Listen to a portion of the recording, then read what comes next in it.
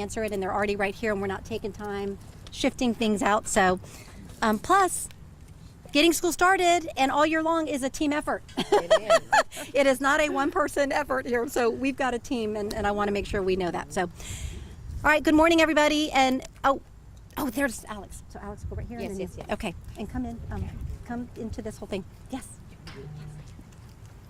Hey.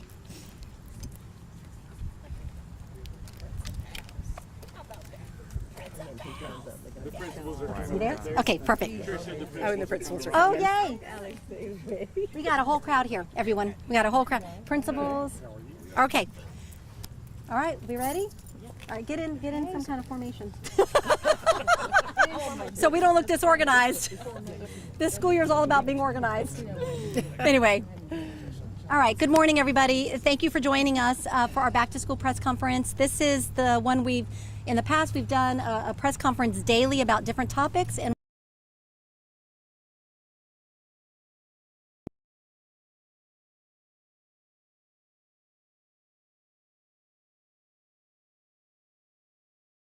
hosting at Old Town, which is celebrating 100 years. And so we're excited today to be here, and we are doing our press conference at Parkland High School because it is one of, for a couple reasons, but it is one of 4 high schools this morning that are hosting our back to school professional development for our teachers.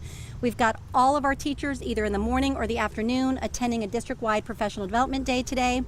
And so Parkland is one of our host sites, and also because we are celebrating our co-principals today who for the first time we're using an innovative approach to leadership at Parkland. We've got 2 principals with us back here. We've got Jonathan Siddon and Walter Johnson, who will be here. If you have any questions about that model at the end of this, feel free to ask about that. We're expecting great things at Parkland High School this year. Joining me today also, I've got my board chair and vice chair. I'm Deanna Kaplan, board chair. We have vice chair Alex Bohannon. I have 2 other board members with us today, Susan Miller and Travonia Brown-Gaither. And I've also got members of the team who are representing different topics today. We've got our chief of schools, Dr. Tamisha Barnes-Jones, our deputy superintendent, Dr. Fabi Williams, and we've got our chief operations, Lauren Richards, and we've got our senior executive director of transportation, Tisha. Oh my gosh, Tisha Davis. All of a sudden I'm like getting all confused. And Jonathan. Save the best for last, right? Is that what I did here? And Jonathan Wilson, who is our Chief of Safety, Security, and Emergency Management. So we are going to jump right in today. Today is really, again, about what do we need to share that might be new for parents as they come back on Monday. This is all about having our students ready for day one. And so we are very excited to have them back.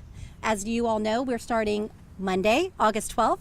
And so we are really excited about getting our kids back into our schools. And so, you know, we've got, I think it's 6 days from today, or 5? 6 or 5? We're counting because we cannot wait. It is a celebratory day. I was this morning at a different event and said this is the most wonderful time of the year, next to Christmas probably, or next to the holidays, because we're really excited. And we've been working hard this summer to prepare. Because it was a little bit of a tightened window, we had some great metrics we've been tracking for building readiness and for preparedness, and so we're really excited about Monday. So I'm going to start with safety and security, and I'm going to be brief on these different topics and then again open up for questions. So with safety and security, you're going to see a lot of continuation of some of the great work we've been doing. Last year we spent a lot of time getting our facilities where there was limited access into the building, where we had to have, and I'm going to use the wrong language here, but like keypad entry into different parts of the building, whereas before those doors were, kids were coming and going, and now they have to enter their keypads. We have major camera access that was enhanced last year. So, and really one of the greatest things we did last year was get to a common standard response protocol, or that is honestly, we use it, the Sheriff's Department uses it, the city police use it, and we're trying to get all entities in our community to use it because We learned it from I Love You Guys, but it is a response protocol that truly does share what is happening when it comes time for an emergency type of situation. It's really brought us all together on the same page and allowed us to communicate more effectively with parents about what is happening when an emergency happens. And so we're going to continue all that great work. Something last year that became highlighted was the use of metal detectors. And so last year we were using a random process. Toward the end of the year, we did it more frequently. And as everyone knows, and our school teams will tell you, with our current metal detectors, it is a pretty cumbersome process. I mean, it takes a lot of time, a lot of staff to man that.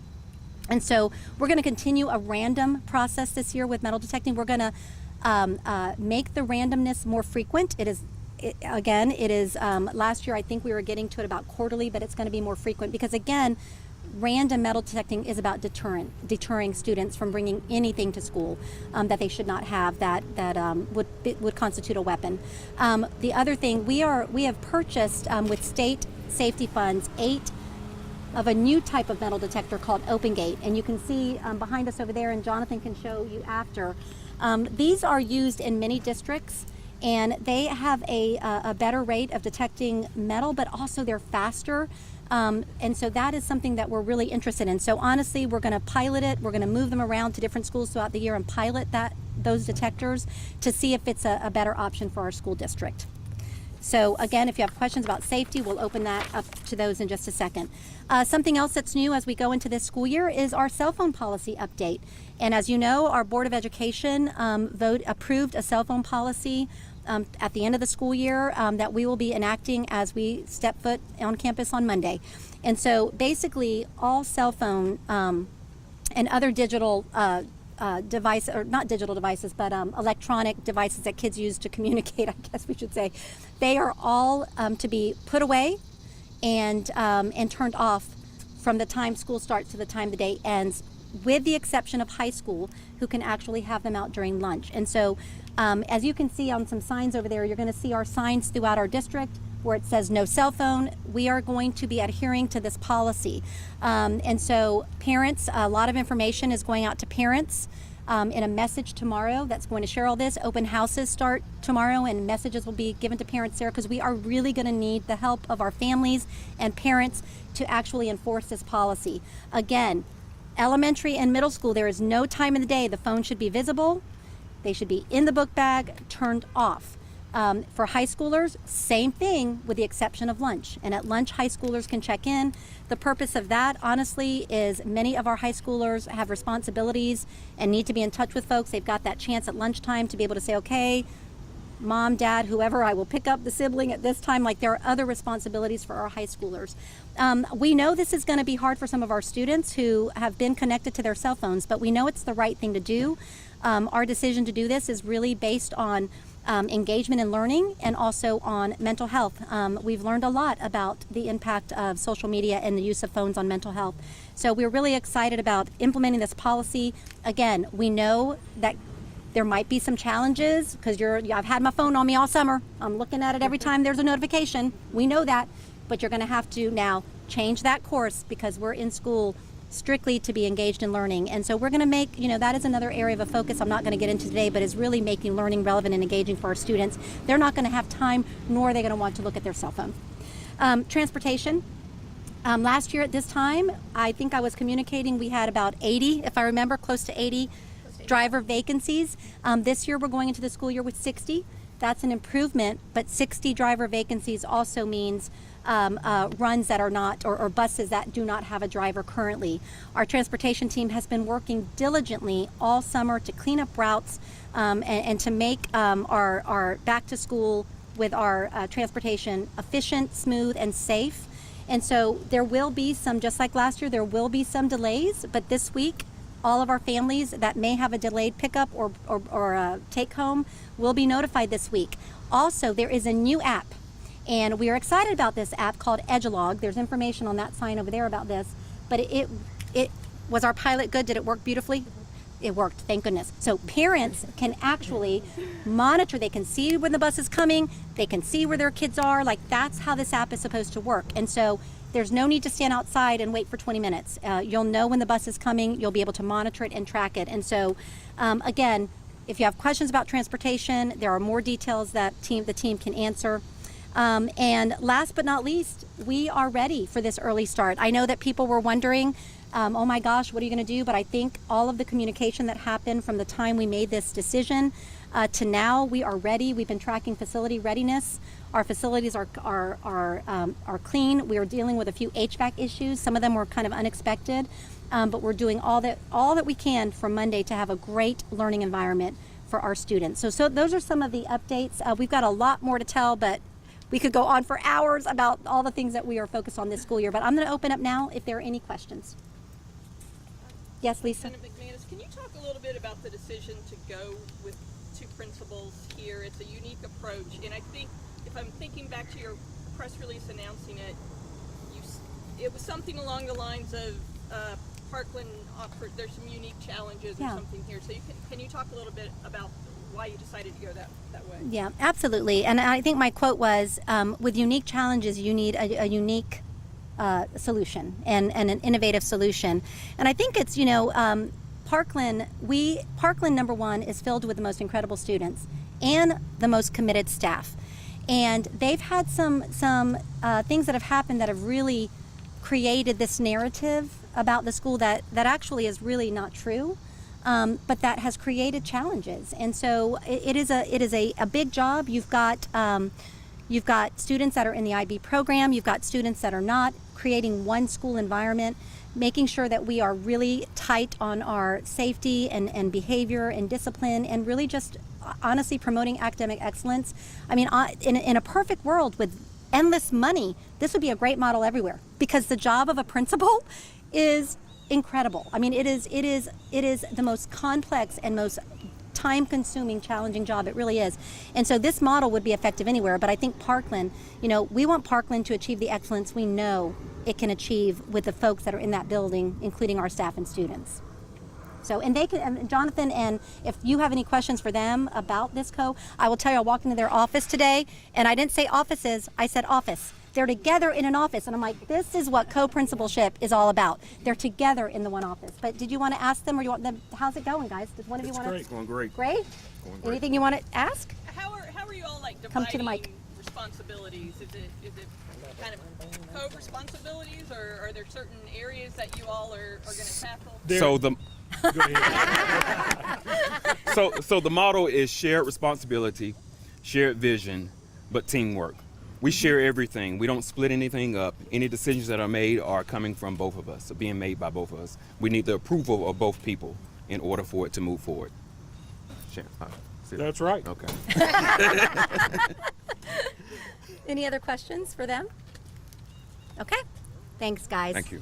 And thank you. They're excited about. How are you staffing wise? You're in a good place. We're in a good place. They're in a good place staff wise. I know Monday at our press conference we'll talk about our staffing, because we've got till Friday to get any other additional vacancies filled. But you guys have done incredible work this year hiring teachers and being staffed. So good job.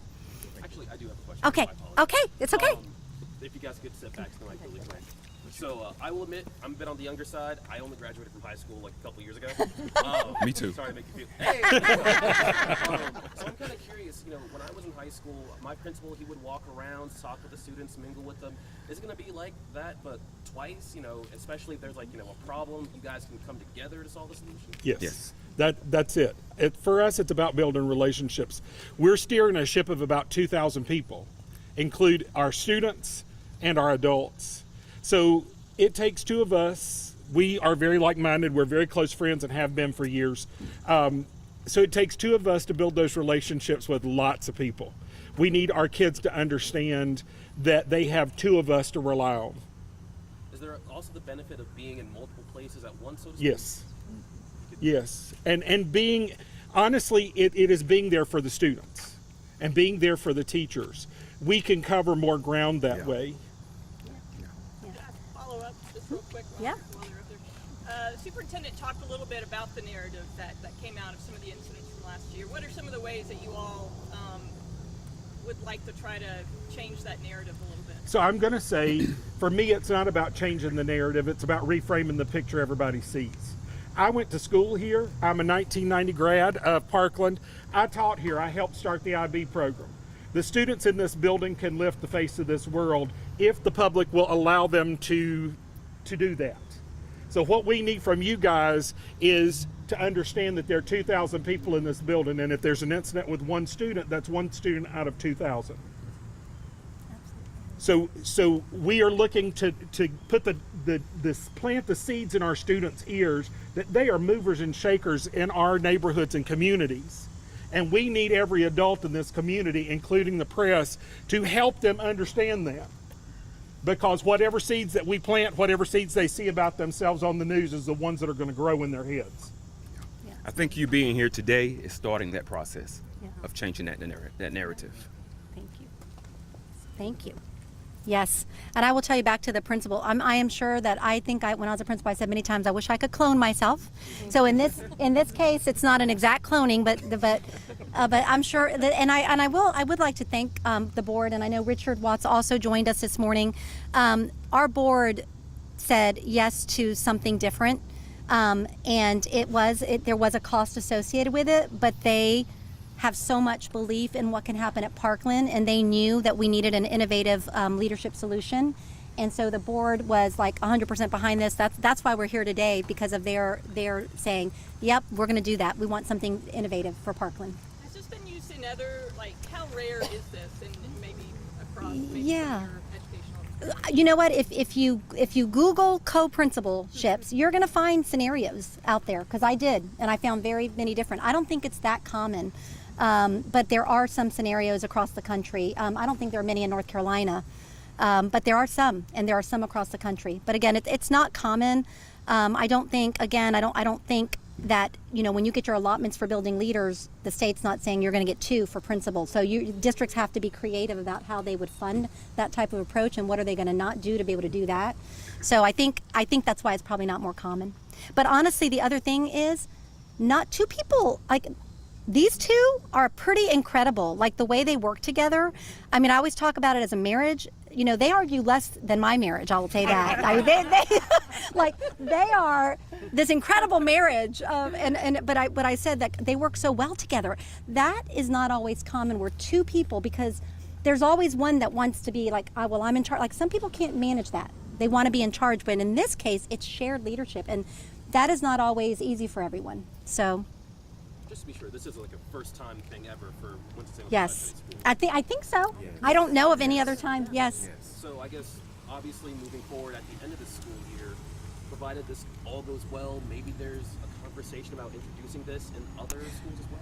You know what? And what I will say too is, it is not, to me, although the principalship is complex in every school, you have different layers of complexity and of need. And so I would never say I think this model would be a district-wide model, because you have different needs in different schools. It could be, again, in a school that has some needs at the moment, but this one's going to be our model for a few years, as we get Parkland really just excelling at the highest levels, and we'll focus in on this one and see how it goes. Moving back to more overall, you did mention some HVAC issues.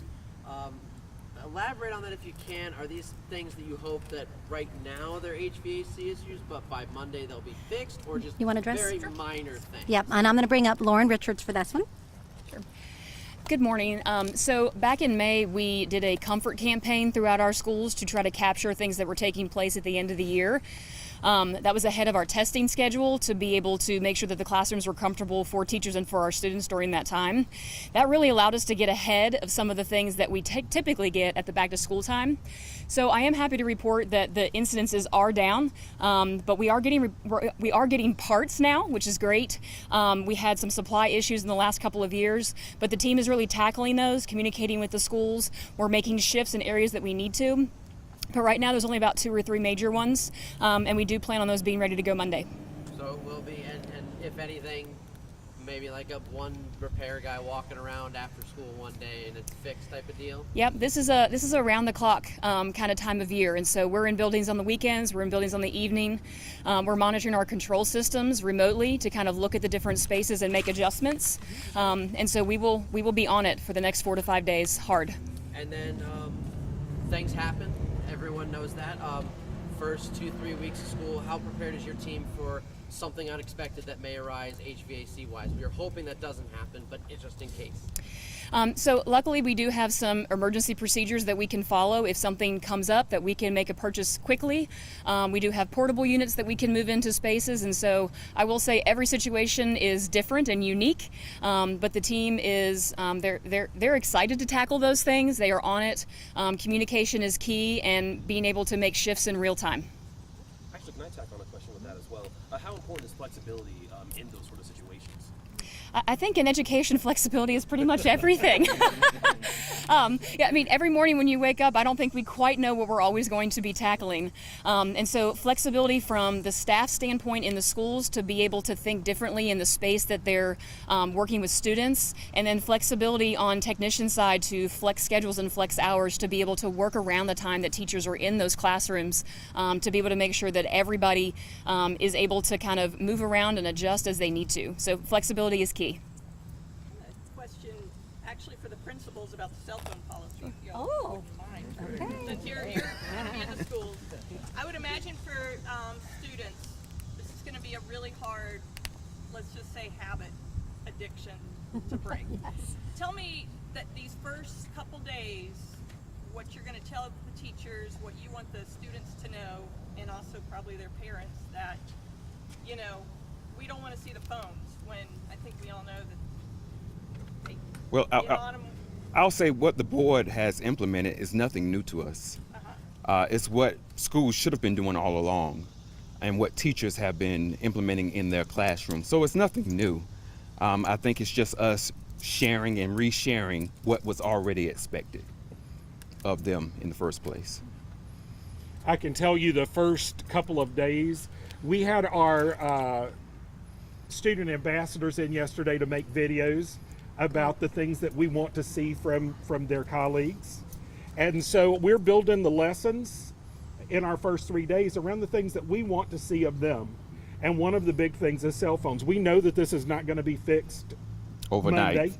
We know that we're still going to be working through this. We're going to have to unplant those seeds, as I said before. And this is a process just like everything else working with a student, with a young person. We have to give them grace. We have to be stern. We have to be all things to them so that they are able to relearn their habits and understand why we're doing this, and not just that this is a punitive measure. And I imagine for the elementary and middle school kids, really letting those parents know, because I've seen just anecdotally parents saying, my kids are going to have their phone, like kind of a little bit of. Do you want to talk?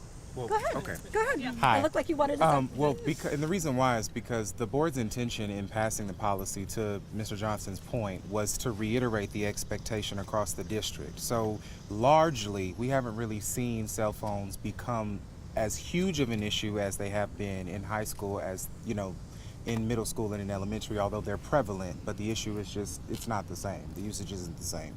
I think that our focus was really making sure that there was uniformity across the board in terms of what we expect, and then equipping the superintendent with the ability to be able to set and establish those expectations across the board regarding how we're using the cell phones, but also balancing this with the notion of that technology is going to continue to be a part of our lives. And so what we don't want to do is put ourselves in a position where we're not equipping generations, the new generations, on how to use technology appropriately. It's about addressing the inappropriate use of the technology, and to understand that there's a time and a place for everything. Absolutely. It's already been established that there might be some pushback from parents. How are you guys prepared to tackle that, or interact with them in that dynamic? So I think we need to bring parents along as our partners in this. I mean, we cannot enforce this without them. I will say that we did take this to our parent advisory committee, which is about 60 parents that meet 6 times a year, and this was one of the topics. They were completely on board with cell phones being put away and off in the classroom. Where they were not on board is their students not having them with them, because after school, many of our students are in arts and athletics and things like that. Parents, now because of the connection to your kids and the connectivity to your kids, a lot of parents want to know at the end of the day, okay, are you safe? Did you get to your, all of that. And so I can't fault parents for that. I mean, as a parent myself and now a grandparent, I can see why. you would want to make sure your kids are safe. But once they're at school, in the school building, we know where our students are, we know where our kids are. If there were ever an emergency, our parents would have immediate communication. If there were ever an emergency, we would allow students at that time to do something with their phone. Like, that's part of the training. So at the end of the day, in school, we need to allow our kids to be engaged in learning, engaged with their friends, engaged in all the great things that school has to offer, but yet knowing that before they walk in the door and once they walk out the door, if they need to get on the phone to connect with their parent, they can. And I think that was the feedback we got from parents. It was not that we no, I want my child to have their phone out all day. No, we have not heard that from parents. Yes. I would kind of like to know more about the new transportation app and how it works and how it's different. Perfect. From Here Comes I'm going to the bring Bus. Tisha up because we did pilot this at what school? Smith Farms. Smith Farm. We piloted the app. So, Tisha? So the Edulog bus portal is replacing what we previously had, which was Here Comes the Bus. The new Edulog bus portal transmits information every 3 seconds rather than every 10 seconds, so it's more on the spot. The system that we had prior had a lot of server issues. There were a lot of errors. There were a lot of downtime with the app. The new app has promised us that it's much better. It's much more equipped to handle the volume that we have within the district. But it works roughly the same, like you're just able to track. We are able to communicate more with the app, and we're able to communicate more individually with parents through push notifications through the app to give them more information on what is happening with that individual bus. And we didn't have that technology before. And so you piloted it, and now you're going to tell parents, like, download this app. And how do We've been advertising it for months, and we encourage, there's a sign over there with a QR code. It's very simple to download. If you go on the Winston-Salem Forsyth County Transportation webpage, there's a step-by-step, and we have it both in English and in Spanish. So just to be sure, it's an encouragement, not a requirement. It's definitely encouraged. Okay. Definitely encouraged. Highly, highly encouraged. And you piloted it, and obviously you, meaning FCS, Correct. liked what you saw. Did the parents that you piloted with, did they give you that positive feedback that you wanted to see? They as well? have. They have. And then, I guess, any, I don't want to say worries, but you're scaling it up to a larger network instead of just one school.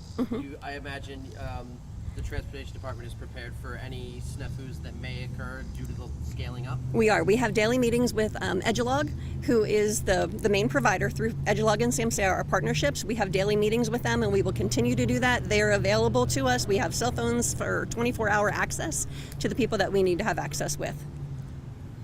You mentioned 60 vacancies, but there's probably a lot of people in the process of getting hired. I don't know if you could break that. I can. So where we're at, and as of right when I walked out of the office, which was about 35 minutes ago, we were at 55 vacancies. So 55 open buses. We're supposed to have 299 buses on the road, so we still have a shortage. So we are asking for that grace. The hiring process for a bus driver is very time consuming. It takes anywhere between 60 and 90 days by the time they go through all the medical, all the background check, and all the trainings through the DMV. So it is a process. We have been actively hiring, actively recruiting. Our HR team is absolutely phenomenal. We've created a hiring team within the transportation department, so it's no longer on 1 or 2 people. We have drivers that are coming in to interview drivers to get their feedback and get how they feel that this person's going to do going through the process, and that's been extraordinary, and I think that's made a big change with the process. And if anyone is seeing this press conference now or sees fit from it later and they think, maybe I could be a bus driver, even though school starts in 5 days, you would still encourage them to apply? Absolutely, and I actually have flyers to hand out to all of you with a QR code that we are hiring drivers and mechanics. If you want to advertise that, that would be terrific. You can flash that up on the TV and the new. I will advertise left and right for drivers and for mechanics. We do have a mechanic shortage also, and we need the mechanics to keep the buses in line to keep them on the road. The metal detector, is that you, Superintendent McManus? Well, or is it it's someone all else? of us, but Jonathan can talk about it. So she mentioned random, popping up at schools. The biggest question I have is this a case of no matter what, it'll be there one day, gone the next? Or if certain trends or patterns are noticed, will you maybe be like, all right, we're going to keep the metal detectors here for like 2 or 3 days before we move them around? Yeah, so I mean, our traditional metal detectors that we used last year will be used randomly, but We always reserve the right, if there's a threat or if there is a rumor, if there's something that we need to deal with, that we can do it daily. We also do it for athletic events because we don't know those folks that are coming on our campus. I will say when we pilot the open gate systems and they move around, and they will be daily for the amount of time that they are on that campus. Now we want to move them around to different places because Parkland High School is very much different than West Forsyth, and West Forsyth is very much different than Reagan High School. So we want to see how it works in different environments, how it works in large schools versus small schools, and really just make sure the product works the way we hope it does before we invest and purchase more. The logistics of moving everything around, I imagine, has been accounted for. You're prepared for that for athletic events for different schools. Your team is So we able. yes, sir. So we have enough of the traditional metal detectors at every middle and high school now, so we don't have to move those around. And besides moving them from door to door or from hallway to hallway, we don't even have to move them from the school to the stadiums. The stadiums have enough standalone units for that. The open gate systems are very easy to transport. They don't weigh very much, and so we can pick those up and carry them. We do not foresee using those outside this school year because there's some other things that we need before we use them outside, but yes, we are prepared to move those devices as needed. So you only have one of those things right now, right? Now we have 8 of the open gate systems. So the open gate system requires the 2 poles, and so we have 2 complete systems. I'm sorry, we have 8 complete systems, yes, sir. So I think I may have missed this earlier, so I apologize. This question is redundant, but what makes this open gate system different than the things you already have? So the traditional metal detector that you see here further back near the flagpole it does what it says it does. It detects metal, but it's going to detect everything. So it requires us to a student to hand us their bag. Our staff searches through the bag to make sure there's nothing in the bag that they shouldn't have. They pass through the metal detector, it does not go off, and then they retrieve their bag and go to class. So you see how that is very cumbersome, and it takes a lot of folks to do that in a school as large as Parkland High School. The open gate systems are more free flowing, so they're not going to alert. So we will set those at a certain level. So it's going to detect a concentration of metal. So a weapon would have much more concentration of metal than a Stanley Cup, for instance, because a Stanley Cup's hollow. And so we should be able to see a student that would walk through with their bag on their back, assuming they don't have a Chromebook or a computer in it. They should be able to walk through that machine without it setting off. Now, every computer, because of the spine of the computer and the concentration of metal, has to be passed around. But I can pass that all day long and do it much faster. So we should be able to get students in 3-4 times as fast as we could with those other ones. And then, of course, I'm assuming you'll have a couple staff members on standby nearby, just watching, making sure everything's going. So no matter which one we use, we have to have staff. Those open gates will require much less staff. So if the machine goes off, that student will be pulled aside. Hey, do you have anything in your pocket? Empty that out, pass it back through. If it's clear, they move on to class. So this might be a question for you or Dr. McManus, but things go well with open gate, bigger investment into these sort of systems. So we would, again, the reason we were able to do this was due to a state safety grant. There would have to be some type of grant. It's not, and our board would have to say, this is something we would want to put in a budget. So again, those types of decisions are made at the budget cycle time. It's something that our law enforcement partners are very supportive of. So they're out there trying to figure out, is there any kind of other funding that can be used? Like right now, we could not do that because it wasn't budgeted for this school year. So again, it has to be a conversation with our Board of Education. And that has to happen at the budget time. It could even be a future request, but there are many needs, as we know. We just the sunsetting of ESSER, we've had to make some key decisions around funding, and so again, this will give us a year to really analyze these systems and figure out, are there other grants out there. We're hoping maybe the state provides some other grants for safety, because Jonathan and his team have done the most incredible job of using those grants and of bond dollars for cameras. We have up-to-date technology in so many ways. This would be kind of icing on the cake. So again, it's not just a, yep, we're going to do that kind of decision just because we don't have those funds to do that right now. And it is a board decision to approve that. Moving for you, Superintendent McManus. First day of school, plenty of people, parents and whatnot, have to deal with bus rides, but there's also car riders, Yes. drop-offs. Every school obviously has their own setup for car riders, but just anything you would say to parents that are either nervous or apprehensive about, dropping their kids off and what that's going to look like? Yes, thank you for asking that question. So traffic is going to be much heavier on Monday than it was today, or that it was all summer. And so we are going to ask everyone, please be patient. The first day of school, when you have new kindergartners showing up and you've got kids that have not been dropped off at school before, you have automatic delays. Parents saying goodbye to their children, all of that caused delays. And as schools, get the process down, it takes all week to really get that process flowing faster. So what I would ask parents is please be patient, give yourself time, both at drop off and pickup. Give yourself time. Please do not think you're going to roll in there and be like ready to go. It's going to take time. The roads are going to be full of traffic. Please, please, please, to our entire community, watch out for our students at bus stops. Watch out for our buses. When they're slowing down, slow down. When the stop arm comes up, please do not come alongside of them. We have to be safe for our children. We want everyone showing up on the first day safely. So patience through the first week. It's not even the first day, it's a week. It's going to take time to get back in the routine. But we are committed to making it as smooth as possible. And we're ready. I will say we're ready for our students to return. And will Winston-Salem Police, Forsyth County Sheriff, they'll be helping with traffic issues around schools, and I don't know if you can answer that part. They'll be keeping an eye out for anyone that decides to ignore a school bus to stop. They are on alert. They are always on alert with us as incredible partners they are. But we also have, we use folks within the building for also traffic control. It's a kind of a stipend assigned position. So we've got folks that will be out there. But again, they are not law enforcement. They're people with a vest on. So please watch them. Pay attention to what they say.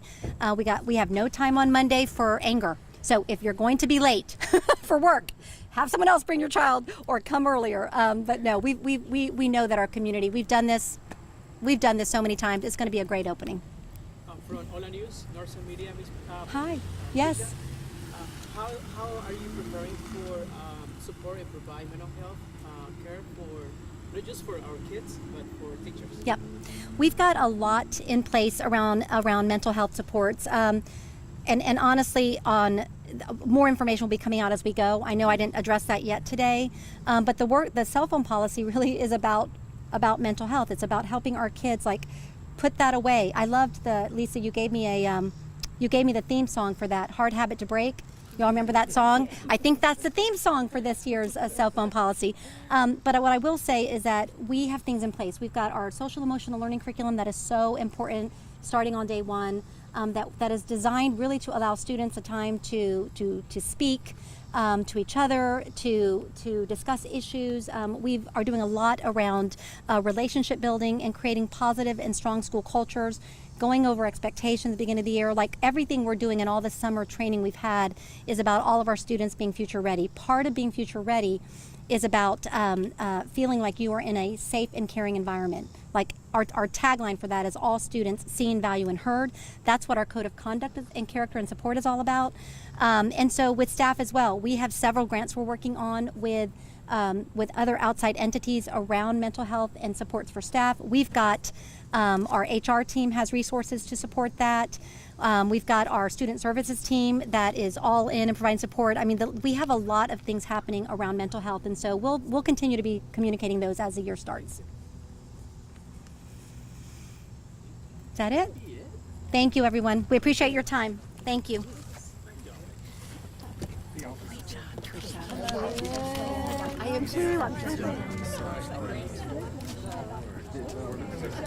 So the grant.